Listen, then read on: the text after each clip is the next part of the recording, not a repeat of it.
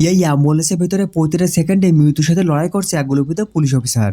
আর স্ট্যান্ডিংয়ে বসে আছে দুজন ডাকাত, যারা নিজেরাও জানে না আজকের দিনটা শেষে তারা জীবিত ফিরতে পারবে কিনা। বাইরে পুরো লস অ্যাঞ্জেল শহরে পুলিশ, এসআই টিম, চিনাইপাড়া হেলিকপ্টার, সব কিছু তাদের পিছু নিয়েছে। সবচেয়ে ভয়ঙ্কর বিষয় হলো এই দু ডাকাতের একজন আসলে কোনো জন্মগত অপরাধী নয়, সে একজন সাবেক ইউএস মেরিন, যে তার অসুস্থ স্ত্রীকে বাঁচানোর জন্য বাধ্য হয়ে অন্তর্গপথে নামতে হয়েছে। তাহলে একবার কল্পনা করো সামনে কতটা ইন্টেন্স পরিস্থিতি অপেক্ষা করছে।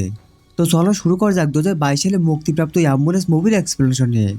গল্পের শুরুতে আমরা দেখি উইলিয়ামের একজন সাবেক সৈনিককে, যে একটি ইন্স্যুরেন্স কোম্পানিতে ফোন করে লোন পাওয়ার চেষ্টা করছে, কিন্তু রিসেপশনিস্ট কোনো গুরুত্ব না দেয় ফোন কেটে দেয়। আসলে উইলের স্ত্রী অনেকদিন ধরে ক্যান্সারে আক্রান্ত এবং তাকে বাঁচানোর জন্য প্রয়োজন একটি এক্সপেরিমেন্টাল সার্জারি। কিন্তু সমস্যা হলো এই অপারেশনের পর সে বাঁচবে কিনা তার কোনো নিশ্চয়তা নেই। আর সে কারণে কোনো ব্যাংক বা কোনো ইন্স্যুরেন্স কোম্পানি তাকে সাহায্য করতে রাজি নয়। এতে করে উইল ভেতরে ভেতরে ভেঙে পড়ল। সে তার স্ত্রীর সামনে কিছু প্রকাশ করে না, বরং তাকে আশ্বাস দেয় যে খুব শীঘ্রই টাকা জোগাড় করবে। এরপরে একটি চাকরি ইন্টারভিউ কথা বলে সে বাইরে বেরিয়ে যায়। অন্যদিকে আমরা দেখতে পাই ক্যাব নামের একটা মেয়েকে, যে একজন ইএমটি অর্থাৎ ইমার্জেন্সি মেডিকেল টেকনিশিয়ান। দুর্ঘটনার খবর পেলে অ্যাম্বুলেন্স নিয়ে ছুটে যাওয়া তার কাজ। তার সাথে থাকা ড্রাইভার স্কট, তারা এক ভয়াবহ সড়ক দুর্ঘটনায় আহত একটি শিশুকে উদ্ধার করে দ্রুত হাসপাতালে নিয়ে যায়। ডিউটি শেষে ক্যাব স্কটকে ড্রিঙ্ক করে প্রস্তাব দেয়, যা প্রমাণ করে এত চাপের কাজের মধ্যেও সে মানসিকভাবে বেশ শক্ত। এদিকে উইল চলে আসে তার ভাই ড্যানির কাছে, যদিও ড্যানি তার আপন ভাই নয়। ছোটবেলায় উইলের বাবা তাকে দত্তক নিয়েছিল, তবুও তাদের সম্পর্ক ছিল একদম নিজের ভাইয়ের মতো। তবে একটা বিষয় অবাক করার মতো, তাদের বাবা ছিলেন একজন বড় মাপের অপরাধী, আর ড্যানও এখন সেই পথে হাঁটছে। এখানে উইল এসব পছন্দ করে না এবং তাদের যোগাযোগও অনেক কমে গেছে। তবুও বিপদের সময় উইল তার কাছে আসে। পুরনো স্মৃতি মনে করতে করতে উইল অবশেষে মূল কথা আসে। তার স্ত্রীর চিকিৎসার জন্য $2,31,000 দরকার। সব শুনে ড্যানি বলে, এর চেয়েও বেশি টাকা পেলে কেমন হয়। ঠিক তখনই কয়েকজন লোক এসে অস্ত্র প্রস্তুত করতে থাকে। আর উইল বুঝতে পারে কিছু একটা বড় প্ল্যান চলছে। ড্যানি জানায় সে একটি ফেডারেল ব্যাংক থেকে $32 বিলিয়ন লুট করতে যাচ্ছে এবং এই কাজের জন্য একজন দক্ষ ড্রাইভার দরকার। যেখানে প্রথমে উইল প্রচণ্ড রেগে যায় এবং এই প্রস্তাব সরাসরি প্রত্যাখ্যান করে। কিন্তু ড্যানি তাকে বোঝায় সারা জীবন দেশের জন্য কাজ করে সে কী পেয়েছে। এবার নিজের পরিবারের কথা বাবার সময় এসেছে। অনেক দ্বিধাদ্বন্দ্বের পর অবশেষে উইল রাজি হয়ে যায়। এবার পুরো টিম একটি ভ্যানে করে ব্যাংকের উদ্দেশ্যে রওনা দেয়। খুব সহজে তারা সেখানে পৌঁছে যায় এবং বেসমেন্ট গাড়ি পার করে ভিতরে প্রবেশ করে। মুহূর্তের মধ্যে তারা ব্যাংকের সকল কর্মচারীকে জিম্মি করে ফেলে এবং ভয়াল থেকে টাকা ব্যাগে ভরতে শুরু করে। এদিকে জ্যাক নামের একটি পুলিশ অফিসার তার পার্টনার মার্ককে নিয়ে এই ব্যাংকের দিকে আসছিল। কারণটা একটু মজার, জ্যাক কিম নামের একটা মেয়েকে পছন্দ করে, যে এই ব্যাংকে কাজ করে। মার্ককে বাইরে রেখে জ্যাক যখন ভিতরে ঢুকে যায় তখন দেখে দরজা বন্ধ। ঠিক তখনই ড্যানি দরজা খুলে বের হয় এবং নিজেকে ব্যাংকের ম্যানেজার হিসেবে পরিচয় দেয়।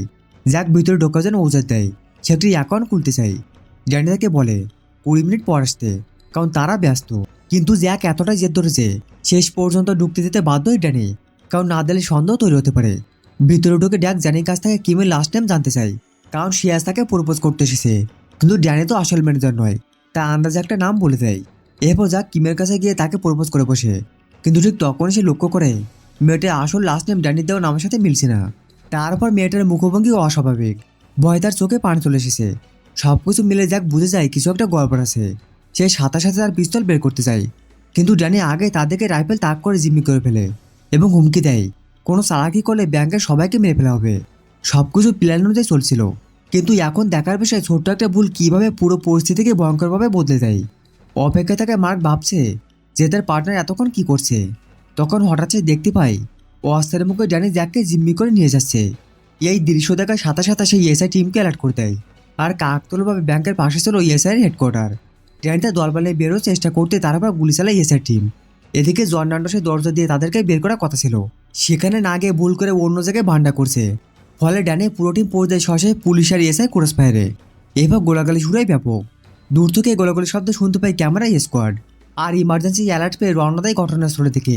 অন্যদিকে ড্যানির টিমের সদস্যরা পুলিশি গুলিতে একে একে পড়তে থাকে। কেউ মারা যায়, কেউ বা আহত হয়ে ধরা পড়ে।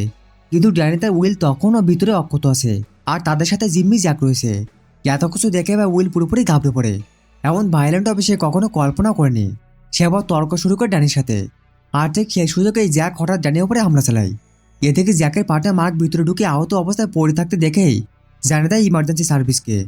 এদিকে ক্যামার স্কট নিয়ে আসছিল অ্যাম্বুলেন্স, কিন্তু পুলিশ প্রথমে তাদেরকে আটকে রাখে, কারণ বাইরে তখন তুমুল গোলাগুলি চলছে।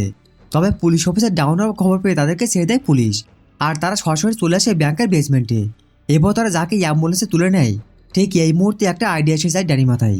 যেহেতু বেসমেন্ট থেকে বের হওয়ার আর কোনো পথ নেই, তাহলে এই অ্যাম্বুলেন্সটা হতে পারে তাদের একমাত্র পথ। সে রাইফেল থেকে প্রথমে অ্যাম্বুলেন্সকে থামে দেয়, এরপর এসকর্টকে মেরে ড্রাইভিং সিট থেকে নামে দেয়। এরপর সে $16 মিলিয়ন ব্যাগ সহ উইলকে ড্রাইভিং সিটে বসে সে ঢুকে পড়ে নিজের পিছনে। অন্যদিকে ক্যাম অস্ত্র থেকে পুরো জমে যায়। কিন্তু ড্যানি বলে, তুমি তোমার কাজ করো, এই লোকটাকে বাঁচাও যেভাবে হোক। সে তাকে বলে কোনো ধরনের চালাকি না করে আবারও ফিরে আসতে। আর বাধ্য হয়ে ক্যাম তখন ফিরে আসলে তাকে জানায় ড্যানি যে করে হোক তাকে বাঁচাতে হবে জ্যাককে, কেননা ইতিমধ্যে প্রচুর রক্তকণের কারণে জ্যাক প্রায় মরতে বসেছে। তাই ক্যাম বাধ্য হয়ে আবারও তার কাজ শুরু করে দেয়, যার ক্যানটা পুরো টিম আবার অ্যাম্বুলেন্সের পেছনে লেগে যায় ভালোভাবে। আকাশে হেলিকপ্টার তাদেরকে ট্র্যাক করছে হিভিশনের টেকনোলজি দিয়ে, আর মারুতে তাদের পিছনে ধাওয়া করছে পুলিশ। কিন্তু কোনো সাধারণ ড্রাইভার ছিল না উইল। এ লোক আফগানিস্তানে মরবে মতো চালাইছে গাড়ি, সেই এমনভাবে চালায় অ্যাম্বুলেন্স যে রাস্তা সব বাধায় সিপাসাপাতে বেরোয় যায়।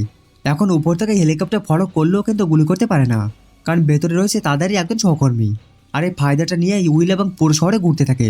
পুলিশের গাড়িগুলো ধারে কাছেও যেতে পারছে না তাদের, উল্টো চেয়ে সামলাতে না পারে রাস্তায় কিয়াস করতে থাকে সেগুলো। এক পর্যায়ে রাস্তায় একেবারে শেষ মাথায় এসে পড়লে উইল তাৎক্ষণিক ব্যাগ গিয়ে নিয়ে ঢুকে পড়ে অন্য রাস্তায়। এই সেজের ক্যামেরার যে কতটা মারাত্মক সেটা তুমি মুভি দেখলেই বুঝবে।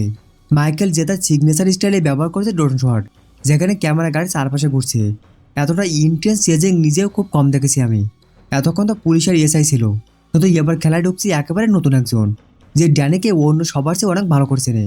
এসআই ততক্ষণে শহরের নিউজের হয়ে উঠেছে হট টপিক, আর কেসটা চলে গেছে বেড়াতে।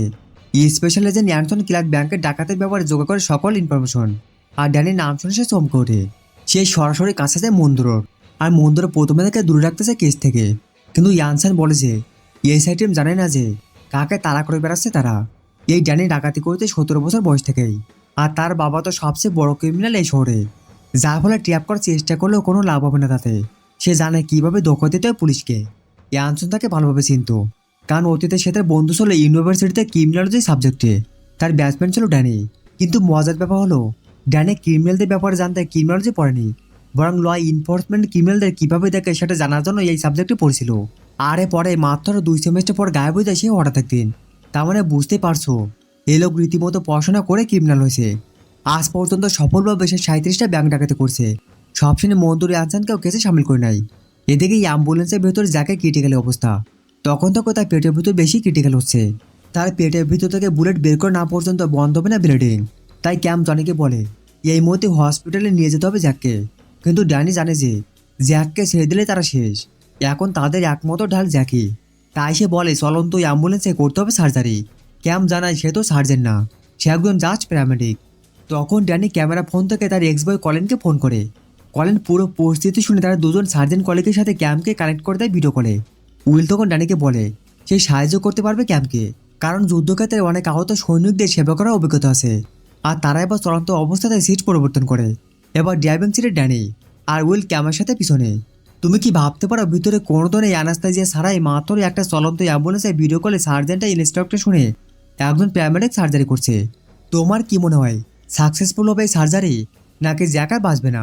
কমেন্ট করে জানিও। এদিকে ক্যাম্প সার্জেন্টের নির্দেশনায় ওপেন করে ক্ষত স্ট্যান্ড কেটে এখন বুলেট বের করতে গিয়ে তাকে টেনে ধরতো একটা সূক্ষ্ম ধমনী। ঠিক এই সময় জ্যাক জেগে ওঠে আর কাটাতে থাকে ব্যথায়। যেহেতু কোনো অ্যান্টাসে দেওয়া হয়নি, তাই সে ফিল করতে পেরেছিল পুরো পেনটা। একবার ভাবো তারাপদের ট্রমোদাসা কী পরিমাণ। উইল কোনোভাবে তাকে শান্ত করতে না পারে শেষমেশ এমন এক পদ্ধতিতে তাকে বেহুশ করে যা তাকে আমি পুরোই অবাক। সেই রীতিমতো তার মুখে একটা ঘুষি মেরে বেহুশ করে দেয়। যাই হোক, এই অসাধারণ স্টাইলে অজ্ঞান করার পর যখন তারা আবারও তাদের কাজে কন্টিনিউ করতে থাকে, ঠিক ওই সময় ছিঁড়ে যায় ওই ধমনীটা। আর ঠিক এই মুহূর্তে ট্যাবের চার্জও শেষ হয়ে কেটে যায় কল, যার ফলে 1 মিনিটের মধ্যে ব্লিডিং আর কোনো না গেলে আর বাঁচবে না জ্যাক। এসব কাণ্ড থেকে প্যানিক হয়ে যায় ক্যাম্পিশন। তারপরও সে নিজেকে সামলে নিয়ে একটা ক্ল্যাম্প লাগিয়ে দ্রুত রক্ত বন্ধ করে দেয়। আর অবশ্যই জ্যাকের পেট থেকে বন্ধ হয়েছে রক্ত পড়াও। এই সার্জারির সময় উইলের কাছে থেকে বুঝতে পারে ক্যাম্প যে এই লোক মূলত একটা ভালো মানুষ। রীতাতে বাধ্য হয়ে সে জোরে সে টাকা তোলে। তারপর তারা জ্যাকের ফোনে কল করে রিসিভ করে সে কলটা। ক্যাম্প জানায় জ্যাক এখনও জীবিত, কিন্তু মন্ডু ততক্ষণে অর্ডার দিয়ে ফেলেছে স্নাইপারদের এই গাড়িতে শ্যুট করে গাড়িটা উল্টে দিতে। অন্যদিকে ড্যানে অ্যাম্বুলেন্সটাকে লস অ্যাঞ্জেলেসের দিকে নিয়ে যায় নদীর কংক্রিট চ্যানেলে। এদিকে ইএসআই হেলিকপ্টারে আসলে গুলি করে তা ড্যামেজ করে দেয়। এদিকে এক্সপ্রেস হতে গুলি চালায় হিটভিশন স্নাইপারটা। কিন্তু ক্যাম্প জানায় দেয় চিৎকার করে যে উইল মারা গেছে, সবাই মরবে। তখন উইল আর ড্যানি নিচু হয়ে কোনো রকম সেই গুলি এড়িয়ে যায়। ড্যানি শ্যুট করতে যাবে ক্যামকে, ঠিক সেই মুহূর্তে উইল তাকে আটকায়। মারামারির ফাঁকে ক্যাম আনসানকে ড্যানির প্ল্যানের কথা টেস্ট করে জানায়। আনসান উইলের নাম শুনে সে বুঝতে পারে যে সে ড্যানির ভাই আনসন। তখন ক্যামকে বলে যে উইল হচ্ছে ড্যানির উইকলিং, তাকে বশ করতে পারলে পাওয়া যাবে মুক্তি। ইতিমধ্যে উইলের স্ত্রী তাকে ফোন করে সে জানায় যে সে ইন্টারভিউ দিতে এসেছে, সে পেয়ে গেছে চাকরি এবং ড্যানি তার সবচেয়ে বিপজ্জনক চাল চালতে যাচ্ছে। কিন্তু এই চাল তাকে বাঁচাবে নাকি বিপদে ফেলবে আরও বড়। উইল ড্যানির কথা অ্যাম্বুলেন্সটাকে নিয়ে আসি ড্যানি গেছে, সেখানে ক্যাস্ট্রোপেন নিয়ে রেডি ছিল। ড্যানির আদেশে সেই অ্যাম্বুলেন্সটি জানালে স্প্রে করে সবুজ পেইন্ট, যাতে বাইরে থেকে কাউকে ভেতর থেকে দেখা না যায়।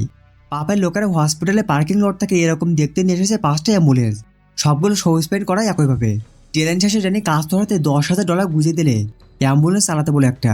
ড্যানি কিন্তু পারে যেতে বলেছিল উইলকে, কিন্তু উইল রাজি হয় না তার বাইকে ছেড়ে যেতে, আর তাই আবার সে ড্রাইভিং সিটে বসে ড্যানির সাথে। এছাড়াও বাকি 6টা অ্যাম্বুলেন্স পাপের লোকজন চালাচ্ছিল, আর তার ছেলে রবার্ট। এরপর এরকম দেখতে 6টা অ্যাম্বুলেন্স একসাথে গ্যারেজ থেকে বেরোয় মাত্রই পুলিশ পুরোপুরি খেয়ে যায় ব্যাপারটা।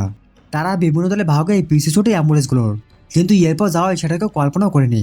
ড্রাইভার তো বিস্ফোরণ ঘটায় তার অ্যাম্বুলেন্সের, আর এই বিস্ফোরণে মারা যায় অনেক পুলিশ। তারপর যেই ব্রিজে পুলিশ ব্লকেট দিয়ে রেখেছিল, পাপ সেখানে একটা রিমোট কন্ট্রোল দিয়ে কাঠ পাঠায়। এই কার্ডের ভেতর থেকে শুরু হয় মেশিন গানে অটোমেটিক এক গুলি বৃষ্টি। এই মেশিন গানের সামনে যা আসে সবকিছু ভয়ঙ্কর, এই আক্রমণে সবকিছু একেবারে তছনছ হয়ে যায়। এসআইএস ক্যাপ্টেন সহ অনেক পুলিশ ঘটনাস্থলে মারা যায়। এমন কঠিন পরিস্থিতিতে বেঁচে থাকা পুলিশ সদস্যরা দিশা হয়ে পড়ে এবং আহত সহকর্মীদের বাঁচানোর চেষ্টা করে ব্যস্ত হয়ে যায়। মার্কো এই হামলায় আহত হয়, কিন্তু সে দেখতে পায় রবার্টে পালানোর চেষ্টা করছে, তাই নিজের আঘাত বলে সে তার পিছু দাহ করে। দীর্ঘদিন চেস করার পর অবশেষে রবার্টকে ধরে ফেলে, কিন্তু ধস্তাধস্তির মাঝে হঠাৎ মার্কের পিস্তল থেকে গুলি ছুটে যায়, যা সরাসরি রবার্টের গায়ে লাগে এবং সেখানে তার মৃত্যু হয়। নিজের ছেলেকে এভাবে মারতে দেখে পাপ সম্পূর্ণ উন্মাদ হয়ে যায়। এদিকে উইল আগে থেকে জানতো না যে ড্যানি এতটা সহিংসতা পরিকল্পনা করছে। তার আগে প্ল্যান অনুযায়ী অ্যাম্বুলেন্সের পাপের আস্থানে পৌঁছে যায়। ড্যানি তাকে $8 মিলিয়ন দিতে চায়, কিন্তু এতে পাপের মন ভরে না। ছেলের মৃত্যু প্রতিশোধে দেশে জ্যাককে এবং ক্যামকে হত্যা করতে চায়, কিন্তু উইলাতে রাজি হয় না। সে কাউকে ফেলে রেখে যেতে চায় না। ওদেরকে পাপও তাদের ছাড়তে নারাজ, কারণ ইতিমধ্যে তার লুকানো জায়গা দেখে ফেলেছে। পরিস্থিতি এমন জায়গায় পৌঁছায় যে ড্যানি বাধ্য হয়ে পুরো টাকাটা তাকে অফার করে, কিন্তু তা তো পাপ রাজি হয় না। তখন ড্যানি উইলকে জানায় সে যদি পাপের কথা মতো না মানে তাহলে সে আর কিছুই করতে পারবে না। এই কথা শুনে উইল ভেতর থেকে ভেঙে পড়ে। সে ভাবে নিজের ভাইয়ের জন্য এত কিছু করার পরও ড্যানি তাকে ছেড়ে দিচ্ছে, কিন্তু ঠিক তখনই ড্যানি আবেগপ্রবণ অভিনয় করতে করতে চক্ষু ইশারায় উইলকে একটি সিগন্যাল দেয়। আশা ইশারায় বুঝে নেওয়ার সাথে সাথেই পরের মুহূর্তে দুই ভাই একসঙ্গে পাপ এবং তার লোকদের উপর গুলি চালাতে শুরু করে। তারা এমন নিখুঁতভাবে ফায়ারিং করে যে একে একে সব গ্যাংস্টার মাটিতে লুটে পড়ে। অবশেষে তারা পাপের জীবনও শেষ করে দেয়। এই গোলাগুলির মধ্যে জ্যাকে জ্ঞান ফিরে আসে। জ্ঞান ফেরার পর সে ক্যামের হাত থেকে একটি পিস্তল তুলে নেয়। আতঙ্কে কাঁপতে থাকা ক্যাম ড্যানির দিকে গুলি ছোড়ে, কিন্তু দুর্ভাগ্যবশত সেরে গিয়ে লাগে উইলে গায়ে। গুরুতর আহত অবস্থায় উইলকে দ্রুত অ্যাম্বুলেন্সে তোলা হয়।